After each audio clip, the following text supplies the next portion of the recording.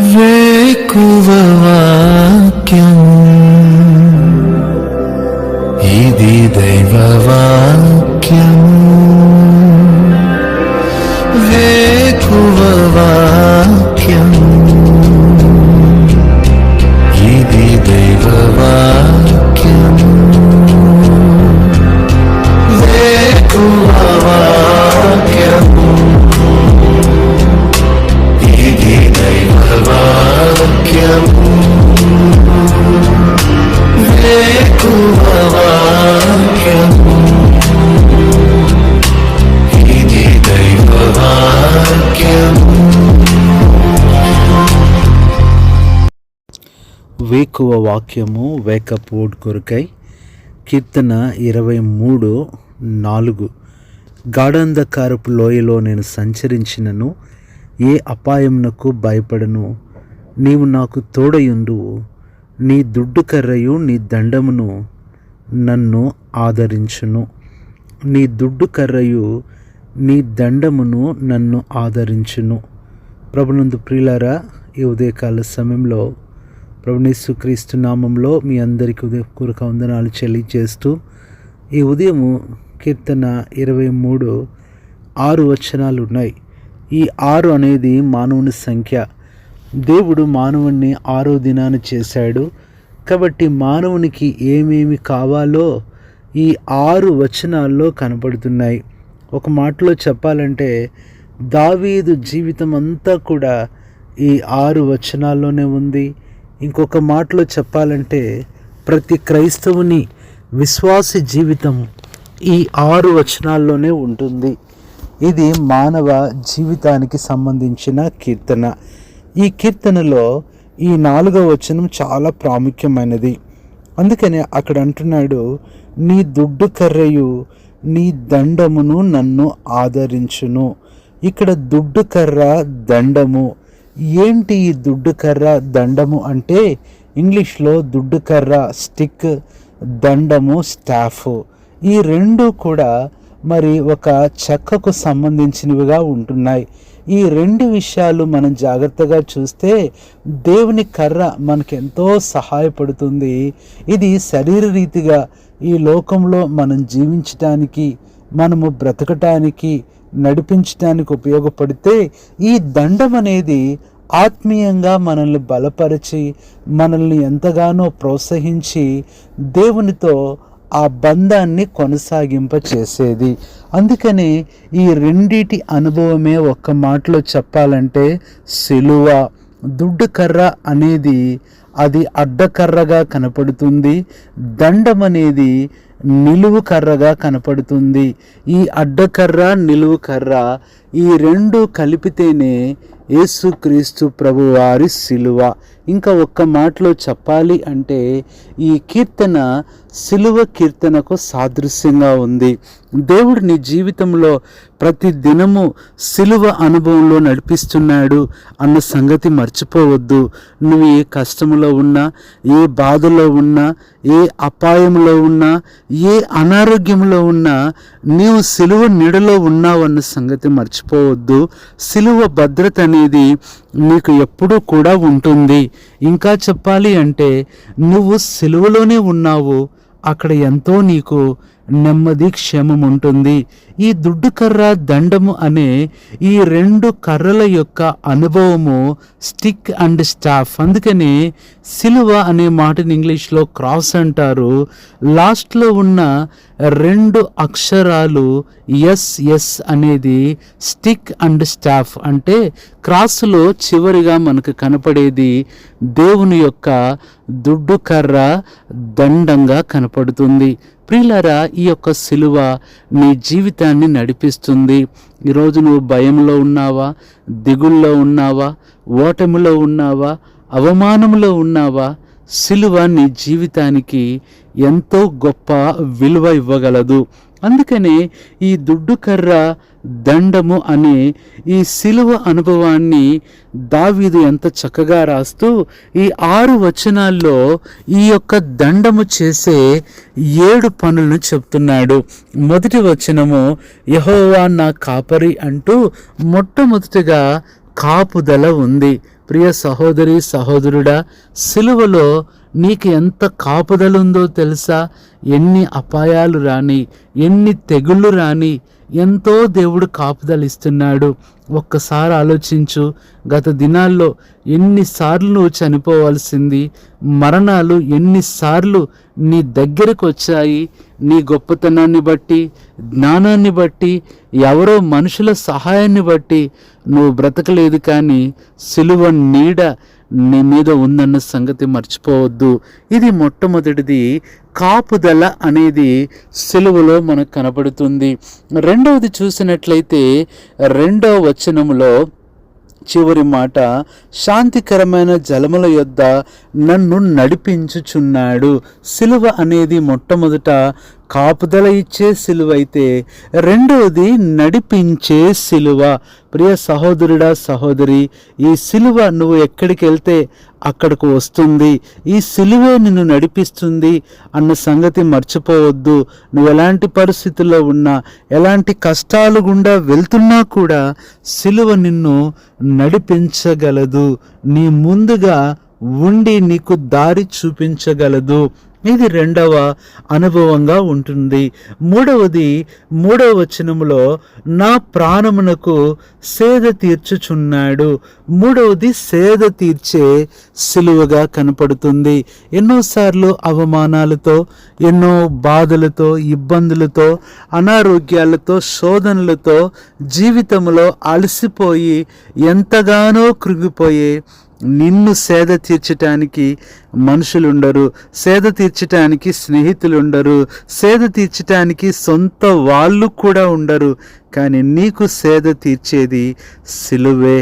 సిలువలో నువ్వు సంతోషంగా సేద తీరగలవు.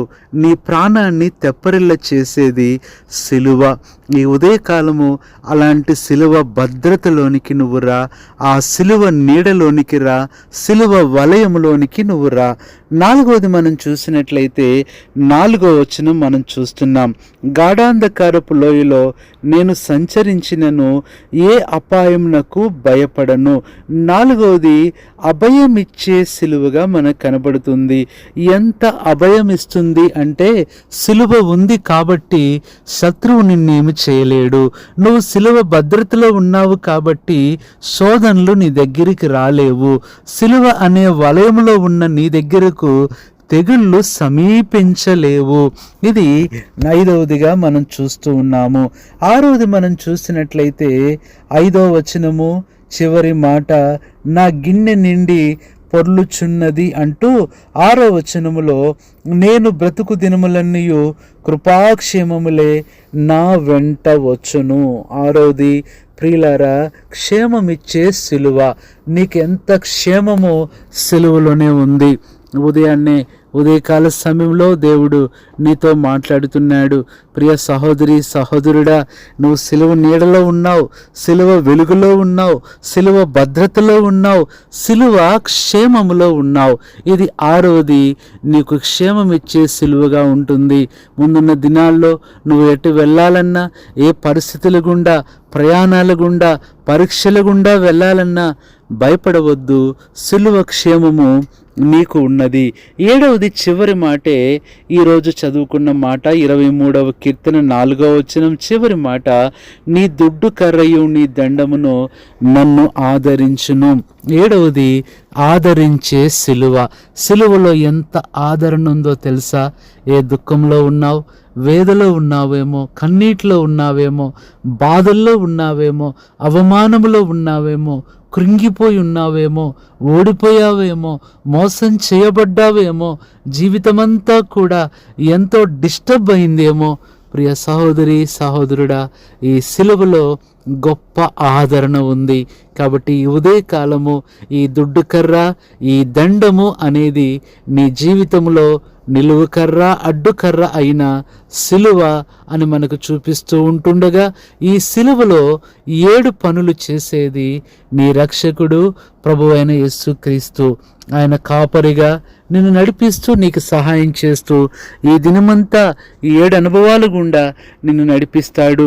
మరణం వరకు, చివరి వరకు, అంతం వరకు నిన్ను నడిపిస్తాడు. మనుషులు కొద్ది కాలం నీతో ఉండి ఆ తర్వాత మాయమైపోతారు. కొద్ది కాలం నీతో నడిచి తర్వాత వెనక్కి వెళ్ళిపోతారు. కొద్ది కాలం నీతో నడిచి నిన్నే పడేస్తారు, ఇబ్బంది పెడతారు, మోసగిస్తారు. కానీ ప్రభువైన యేసుక్రీస్తు వారు అలా కాదు. ఆయన సిలువ అలా కాదు. సిలువకు మోసం చేయటం రాదు, సిలువకు బాధ పెట్టడం రాదు, సిలువకు గాయపరచటం రాదు, సిలువకు వదిలిపెట్టడం అంతకన్నా రాదు. ఈ సిలువ నీకుండగా ఎందుకు దిగులు పడుతున్నావు? నీ ప్రతి కష్ట సమయంలో ఈ సిలువను చూడు, ఈ సిలువను ఆలోచించు. ఆ సిలువ నీ కొరకై ప్రభువైన యేసుక్రీస్తు వారు వేయబడ్డారు. ఆ సిలువ అనుభవంలో ఈరోజు నువ్వు ఉండి నడుచుకో. ప్రభు నీకు సహాయం చేస్తాడు. ఈ దినం ఎలాంటి పరిస్థితులైనా సరే ప్రియ సహోదరి సహోదరుడా, ఈ 7 పైగా ఒక మాట, సిలువలో నీకు విజయం ఉంది. ప్రభువైన యేసుక్రీస్తు వారు సిలువలో మరణించి ఆయన సమాధి చేయబడి తిరిగి లేచడం ద్వారా సిలువకు గొప్ప విజయం వచ్చింది. ఈ విజయము నీ జీవితంలో నీ ప్రతి పరిస్థితిలో దేవుడు నీకు ఇస్తాడు.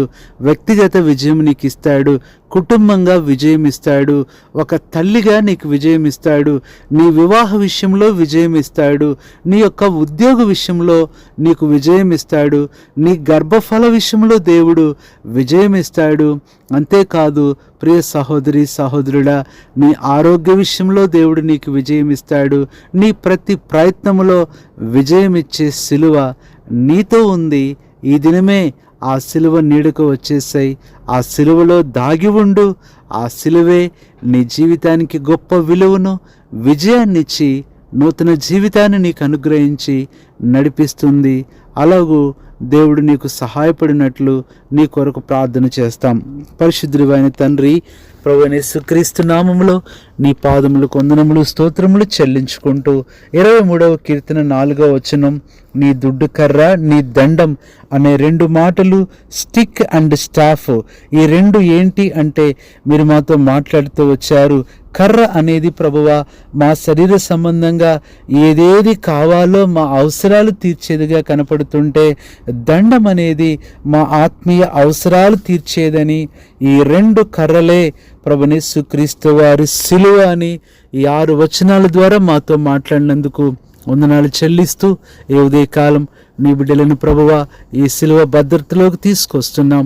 వారి అవమానాలు, అపజయాలు, పేదరికము, అనారోగ్య పరిస్థితులు, కృంగుదల, ఇబ్బందులు అన్నిటినీ కూడా ప్రభువా సిలువ అనుభవంలోకి తీసుకొస్తుండగా నీ బిడ్డల్ని మీరే దీవించి ఆశీర్వదించి సిలువలో గొప్ప విజయాన్నిచ్చి నడిపించి మహిమ పొందమని, ఈ దినమంతా మా ప్రియులను మీరు నడిపిస్తూ సహాయపడుతూ రమ్మని, బలహీనలను ఇప్పుడే బలపరచండి, వ్యాధిగ్రస్తులను స్వస్థపరచండి, వారి పనులు, ప్రయత్నాలు, ప్రయాణాలు, పరీక్షలన్నీ సఫలం చేయమని కృతజ్ఞతలు చెల్లిస్తూ వందనములతో మా ప్రభువైన యేసుక్రీస్తు నామములో ప్రార్థిస్తున్నాము తండ్రి, ఆమేన్.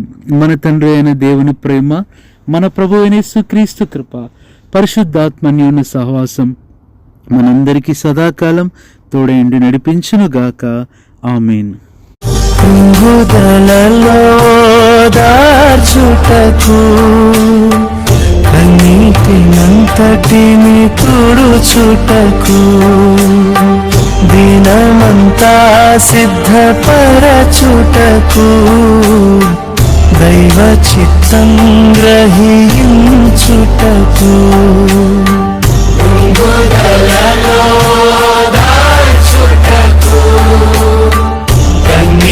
కన్నీటినంతటిని తుడుచుటకు, దినమంతా సిద్ధపరచుటకు, దైవ చిత్తం గ్రహించుటకు, వేకువ వాక్యము